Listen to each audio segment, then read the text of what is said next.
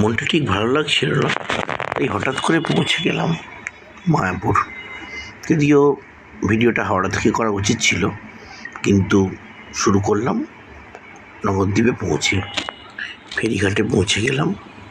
তার আগে একটা কথা বলে রাখি, অনেক দিন ইচ্ছে ছিল ইস্কন মন্দিরের ভেতরে গদাভবনে থাকবো। হঠাৎ একটা গদাভবনের ঘরও পেয়ে গেলাম অনলাইন বুকিং করে। দাম বেশি না, 650 টাকা। যাই হোক, পৌঁছে গেছি নবদ্বীপ স্টেশনে। এখানে দুভাবে যাওয়া যায়, নৌকো করে আর লঞ্চে করে। লঞ্চে করে এর আগে গেছি অনেকবার, এবার মনে হলো নৌকো করে যাই, তাই নৌকোর টিকিট কেটে নৌকে উঠে পড়লাম। বিশাল জলরাশি, নৌকো চলতে শুরু করলো। চারিদিকে সুন্দর প্রাকৃতিক দৃশ্য, হালকা কুয়াশা পড়ে রয়েছে, কেননা সকালবেলা ট্রেনে এসেছি, 5:35 ট্রেনে ভোর পৌঁছেছি। কুয়াশাও খুব একটা কাটিনি। বিশাল জলরাশির মধ্যে দিয়ে আমাদের নৌকো চলতে থাকলো। পৌঁছে গেল মায়াপুরে, মায়াপুর ফেরিঘাটে। এই নামলাম মায়াপুর ফেরিঘাটে, নেবে এখন যাচ্ছি ইস্কন মন্দিরের দিকে। খুব প্রিয় জায়গা, একটা শান্তির জায়গা, প্রচণ্ড ভালো লাগে। কীর্তনের সঙ্গে মন নেচে ওঠে। এই দেখুন, এই যে ফেরিঘাট, এই ফেরিঘাট থেকে ঢুকে টোটো করে যেতে হয় ইস্কন মন্দির। এই ফেরিঘাটের প্রবেশ পথ। এইখান থেকে ঢুকে পড়লাম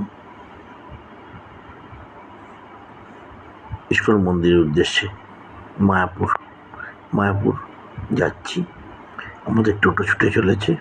আশেপাশের দোকানগুলোকে পিছনে ফেলে সামনেই একটা জগন্নাথ মন্দির, চৈতন্যের মন্দির সব রয়েছে।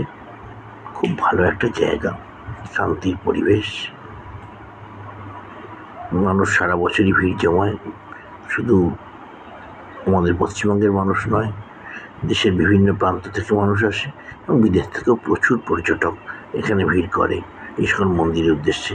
ছোটো ছোটো প্রচুর দোকান, আর 5টা টুরিস্ট স্পটে যেরকম থাকে, নানান রকমের ছবি, নানান রকমের জামা কাপড়, গোপালের জামা, তারপরে নানান রকমের দোকানে বিভিন্ন রকমের মূর্তি, বিভিন্ন রকম ফটো ফ্রেম, সমস্ত কিছুই আছে। আস্তে আস্তে আমরা পৌঁছে যাচ্ছি মায়াপুর ইস্কনের যে মূল মন্দির, সে মন্দিরের দিকে। টোটো ছুটে চলেছে, আর কিছুক্ষণের অপেক্ষা, আমরা মন্দিরে প্রবেশ করব।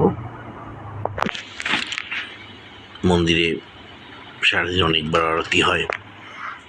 সকালবেলা, ভোরবেলা মঙ্গল আরতি, তারপরে বেলায় হয়, সন্ধ্যেতে হয়, রাত্রে হয়। প্রত্যেকটা সময়ই খুব ভালো লাগে। এই আরতির সময় মনটা যেন একটা অন্যরকম জায়গায় পৌঁছে যায়।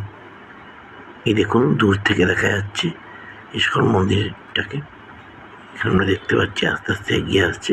সব দোকান এখনও খোলেনি। রাত্রিটা আরও জমজমাট লাগে, একটা মেলার মতো তৈরি হয়ে যায়, কারণ সব দোকান খুলে যায়। এখনও সব দোকান খোলেনি। দোকানগুলো যেরকম খোলে, সাথে বসে যায় ফুচকা, ঘুগনি, ভেলপুরি এবং আরও নানান রকমের দোকান। বেশ সুন্দর একটা রূপ নেয়। একদিনে ছুটি কাটানোর জন্য বা একটা সুন্দর পরিবেশ পাওয়ার জন্য আসা যেতেই পারে খুব কম খরচায়। এ দেখুন ইস্কন মন্দিরের প্রবেশ পথ। আমরা প্রবেশ করছি ইস্কন মন্দিরে। জায়গাটা দেখাচ্ছি।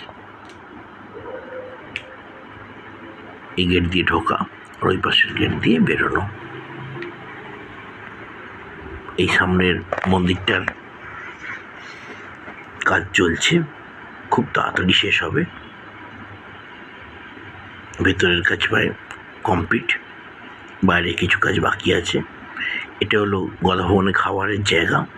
এছাড়াও আরও নামহট্ট এবং আরও কয়েকটা জায়গায় খাওয়ার ব্যবস্থা রয়েছে খুব কম পয়সায়।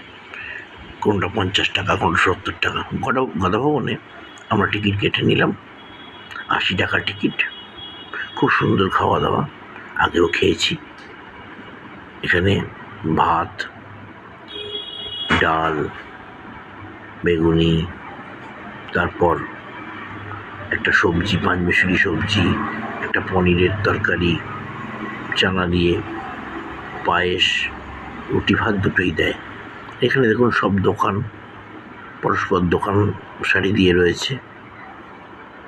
মন্দিরে কোন সময় কি আরতি হয় সেটা দিয়ে দিয়েছে। ঠিক এর উল্টো দিকেই একটা ছোট্ট কুঠির আছে, যেখানে অখণ্ড হরিনাম হয়। সারাদিন হরিনাম চলে, কখনো থামে না। কেউ না কেউ হরিনাম করে যাচ্ছে। আপনি যদি সকালবেলা আসেন তখনও দেখবেন হরিনাম শুনছেন, সন্ধ্যেতে, রাত্রে যখন আসবেন। এবার শুরু দেখুন ফুল, কত সুন্দর ফুল হতে পারে, কত রকমের। একটা দিকে পুরো চন্দ্রমল্লিকার বহর, একটা দিকে ডালিয়া। মন যেন ভরে যায়, মন যেন পুলকিত হয়, মন যেন সৌন্দর্যতে আন্দোলিত হয়। দেখুন দেখাচ্ছি আপনাদের।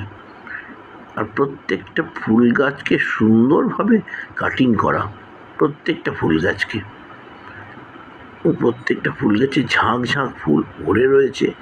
হলুদ চন্দ্রমল্লিকা, লাল চন্দ্রমল্লিকা, সাদা চন্দ্রমল্লিকা, দেখতেই পাচ্ছেন।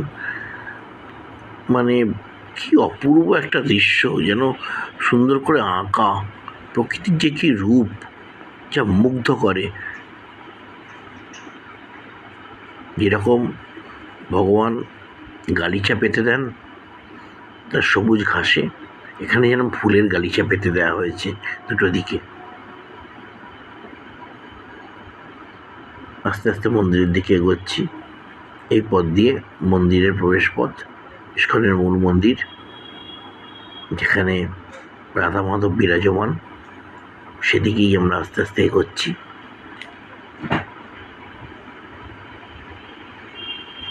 আমি আপনাদের ভেতরে রাধা মাধবকে আপনারা দেখেছেন, রাধা কৃষ্ণ তার অষ্টসখী, কিন্তু সেটা দেখাতে পারবো না, কেননা এখানে মোবাইল নিয়ে যাওয়া নিষেধ আছে, মোবাইল নিয়ে ঢুকতে দেয় না, তাই ভেতরটা দেখানো সম্ভব নয়। এমনি আপনারা ছবিতে দেখেছেন মায়াপুরের যে কৃষ্ণের মূর্তি, রাধার মূর্তি এবং তার অষ্টসখী চারজন করে দুদিকে।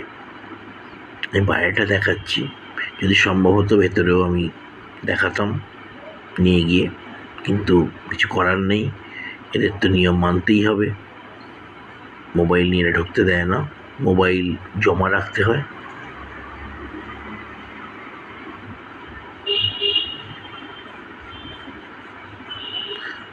খুব সকাল বলে লোকের ভিড়টা অতটা নেই, ভিড়টা কম। যত বেলা বাড়বে ভিড় আরও বাড়বে, বিশাল লাইন দিয়ে লোক ঢুকতে থাকে। শনি রবি ভিড়টা প্রচণ্ড হয়, এটা শনি রবি ছিল না, তাই ভিড়টা একটু কম। আর খুব ভোর তো, তাই ভিড় কম ছিল। এখনো আকাশ পরিষ্কার হয়নি।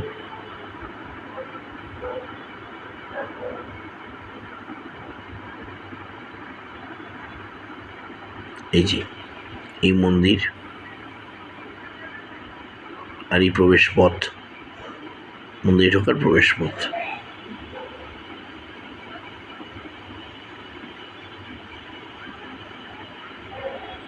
একটা দিক দিয়ে মহিলারা ঢোকে, একটা দিক দিয়ে পুরুষ।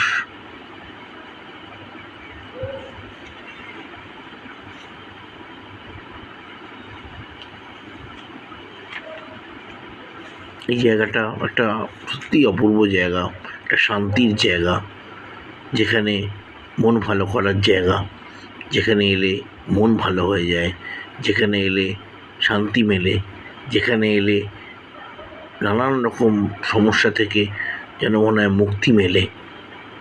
তাই ছুটে আসি বারবার এই কৃষ্ণের টানে, রাধারানীর টানে।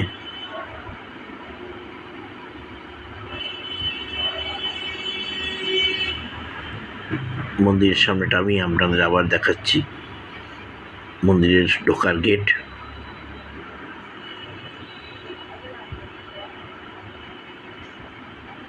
একবার দেখিয়ে দিচ্ছি। এখান দিয়ে ঢুকবেন, ঢুকে আগে চলে যাবেন খাওয়ার টিকিটটা কেটে নিতে। কেননা এই টিকিট দেয় সকাল 9টা থেকে বেলা 12টা পর্যন্ত। প্রচুর লোক খায়। কীভাবে খায় ভাবতে পারবেন না, যে লোক মানে ওরা বুফে দিয়ে যাচ্ছে এবং প্রচুর লোক ঢুকছে, অ্যাট এ টাইম 300-400 লোক খেতে থাকছে।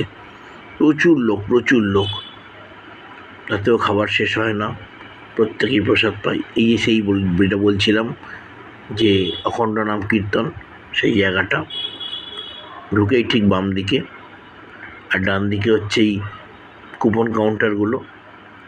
এই মন্দির কোন সময় কি আরতি হয় সেটা দেওয়া। এ দেখুন লেখাই রয়েছে 80 টাকা গদা ভবনে খাওয়া মহাপ্রসাদ। এই প্রসাদ মেলাটাও ভাগ্যের ব্যাপার। কৃষ্ণধামে এসছেন, তার প্রসাদ খাবেন না? তাই বাইরের খাবার না খেয়ে গদা ভবনের খাবার খাবেন, খুব ভালো লাগবে। প্রচণ্ড সুস্বাদু। এই দোকানগুলোর সব মূর্তি, বিভিন্ন রকমের ফটো ফ্রেম, যে একটা নিলাম বাড়িতে রাখবো বলে।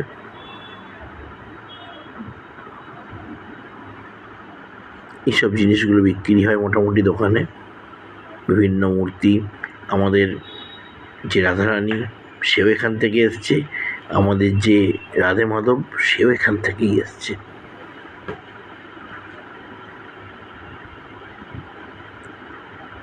দেখুন ওদের জামা,